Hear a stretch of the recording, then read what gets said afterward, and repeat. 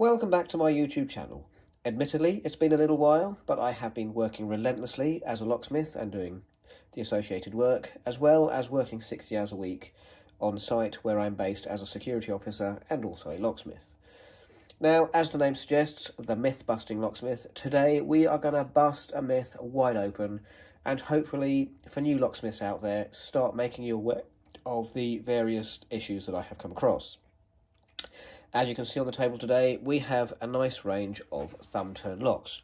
We have a standard keyway, we have a scissor in particular, a scissor lock, and we have another type of dimple lock. So, more keyways. This one in particular is a sneaky one, and if I bring it very closely, you can see that this keyway is particularly hard to pick, regardless of what you are putting in the keyway. Now, as you can see, I have separated these, and we are not naming brands because this is not a brand naming exercise, but from company A, we have this type of wire. It has a small round handle, as you can see, and the flag tips of the wires are very, very small.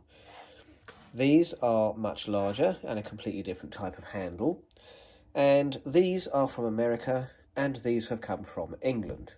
I may be specific and say Wales, so a lot of you will know where they have come from, but I'm not naming brands because this is not what I'm here to do today. Today I'm here to bust the myth on how easy these are to bypass. Now, all of these I have tried and some successfully picked. I have raked some and I have bumped a couple, and I have used a specialist tool on one or two, and I have managed to get into them.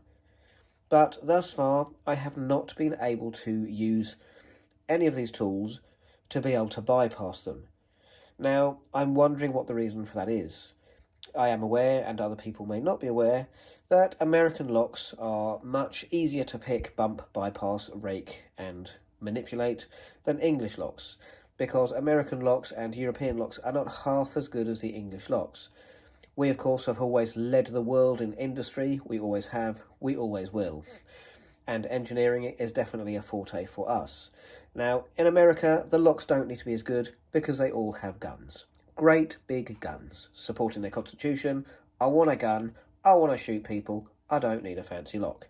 But here in England, where we have our feet firmly placed on the ground, and because of historical events like Hungerford, which was very, very sad, they have restricted handguns in this country to military and people training on military sites. Although for some reason in Ireland you still have the right to carry a handgun, and you can jump on a boat and come to this country almost undetected. It's ridiculous. It's a massive flaw and a massive weakness in our security industry, but that's what we have to deal with. Now, the relevance of this is we have had to create locks that are much better than everybody else's, and these are much better than everybody else's. This is a one-star lock I have been testing recently. I really like it, and there will be other videos on it because it is a product I have been testing. I think they're very good. I would very highly recommend them, and I'm certainly going to buy them to be selling to customers. These sneaky cheekies I've seen on high security sites, haven't really had too much luck with them, but it is a work in progress and I'm constantly training. These, one of my favourite brand.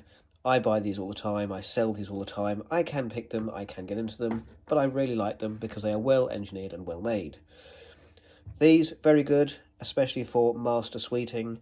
It's something I've come across, it's something I use every day. I am currently learning on picking and bypassing them, but the thumb turn, not much luck yet. Old one defeated it, old one defeated it. This one I have defeated, and the one at the end I am still working on.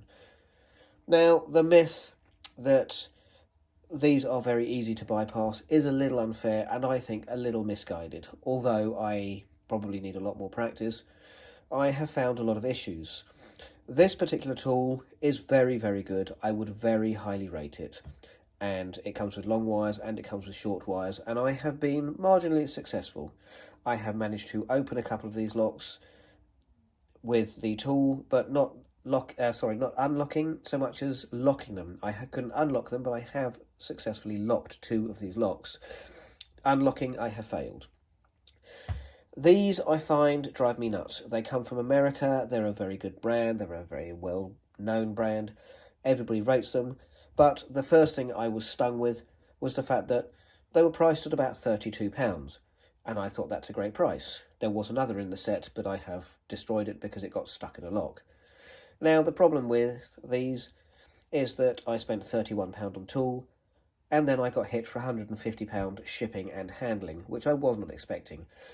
So, 4 picks, £180, absolutely ridiculous if you're shipping them over to England, and I have had no success as yet. They get jammed in locks, they get stuck in mechanisms, and I've really struggled to do anything with them at all. These, on the other hand, they go in very nicely, they come out very nicely, they work perfectly, and I think it is partly my technique that I am not being able to successfully open locks. On the other hand, I also believe it's partly the lock, because they are also getting jammed in the locks, but it's not the tool. So, as far as I'm concerned, my eyes have been opened with thumb turn locks. I think they are better than people think. I think they are a higher security than people appreciate, and generally indoors they are very good. I wouldn't recommend them if you had a glass panel or a letterbox, because that's going to be the fastest way into the thumb turn handle, and you can twist it round and you're in the house in seconds. But if you've got a door that has no glass panel, that has no letterbox, I would start recommending thumb turns. I think they're very good, and I think they are a lot better than people appreciate because they're very well made and they have security elements to stop you using tools like these to shove down the centre and bypass them and pop them open. So the myth I would like to bust today is these are not cheap and cheerful, they are not easy to pick, bump, rake or bypass, and it is certainly not as easy as people would like to make out that you use one of these tools and you straighten the lock. It's not that easy within English locks, it's very easy with American and European locks, but if you're going to buy British, then you're going to buy quality, and you're going to find that people are not going to get in these locks as fast as you would think. Now, I hope you've enjoyed the video, and I do hope you will join me for more videos when I will be talking about specific products as I have been testing them, and I would like to give some very positive feedback. And I'm sure, and I encourage other locksmiths out there to tell me that I'm wrong and how fast and how easily they can get into these locks if they recognise the brands, and then maybe I'll contact them back and ask them to teach me what I'm doing wrong. But for today, thumb turns. They are not cheap. They are not easy. They are excellent locks. I very much like them. They are good security, and they are not easy to get into. And as a reminder for new locksmiths, I would very highly recommend these. They come from a well-known company based in Wales. I love them. They are very good. The tips are a lot smaller than others, and they are a very, very cleverly designed tool. These, excellent for American locks, very, very nice. But if you're shipping to England, you are going to get hit with handling fees, with shipping fees and export fees, and the price of these is going to go through the roof. So English people, be aware, because a lot of the locksmiths and a lot of the YouTube channels I see are people from the America and from Europe, and I may dare to say that I don't think they appreciate that a lot of English locksmiths are going out and buying their products and getting hit with these fees. So that's it. I hope you've enjoyed watching. I hope you've learned something, and I really genuinely hope you join me for some more videos. So feel free to put comments and queries and questions in below, and if there is something you would particularly like me to do or demonstrate, let me know and I will do that for you. Thank you for watching. Goodbye.